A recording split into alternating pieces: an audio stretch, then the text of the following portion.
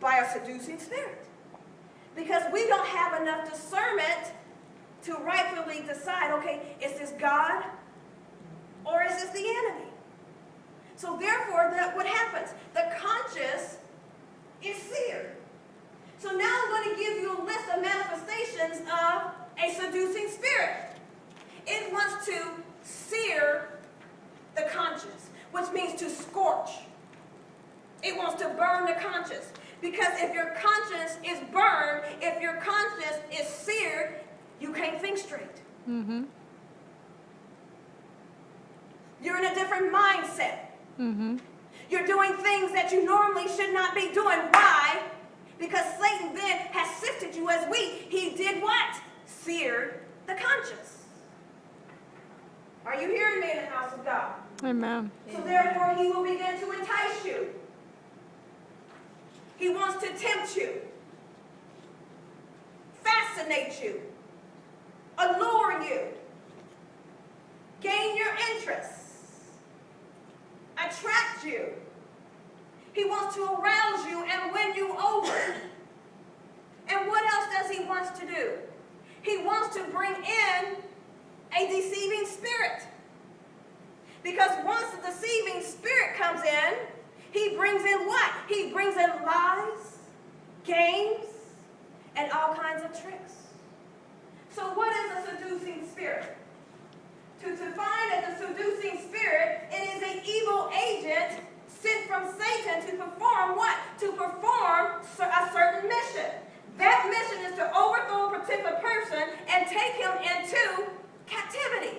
Now understand, Satan will stay on that mission until he gets you. Mm-hmm.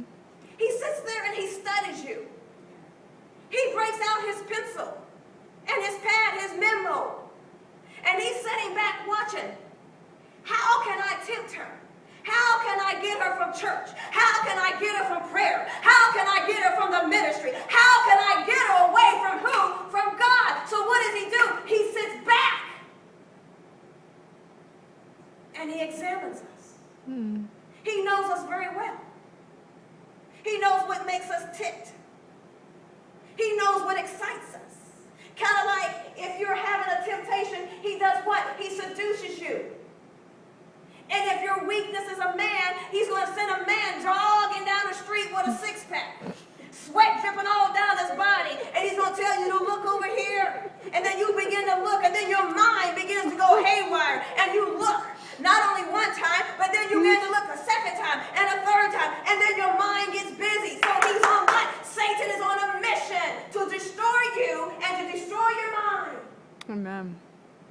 So after the seducing spirit has captivated the person, then the spirit turns the victim over to what? Over other spirits, multiple spirits, which can be lying, deceiving, and perverse spirits. You might say that the seducing spirit is what? He is a forerunner for other spirits. Mm-hmm.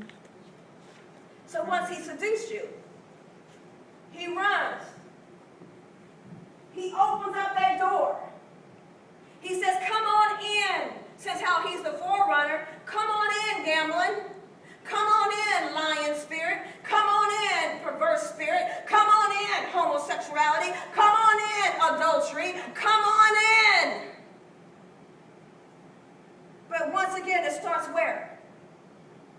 With the seducing spirit. Mm-hmm. He is that forerunner. So the seducing spirit will select a guilty person based on what? His weakness.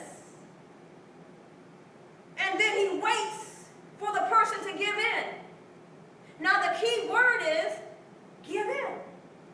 He's waiting on you to let go of your free will. So once you let go of your free will and once you have given in, Satan says what? Okay, I got you.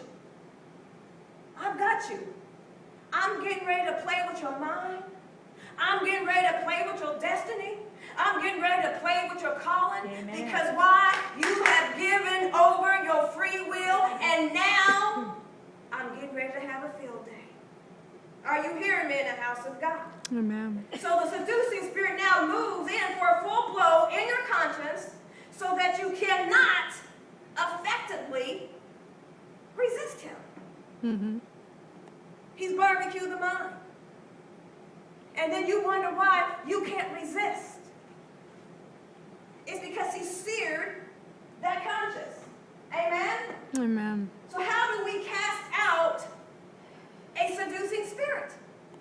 Number one, simply by binding a strong man and calling him by his proper name. Call him by the proper name.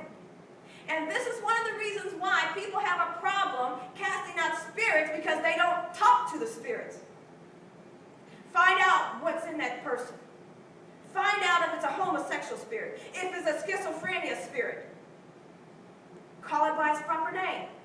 Number two, next, the seducing spirit must be ousted, this is important, from both bodies.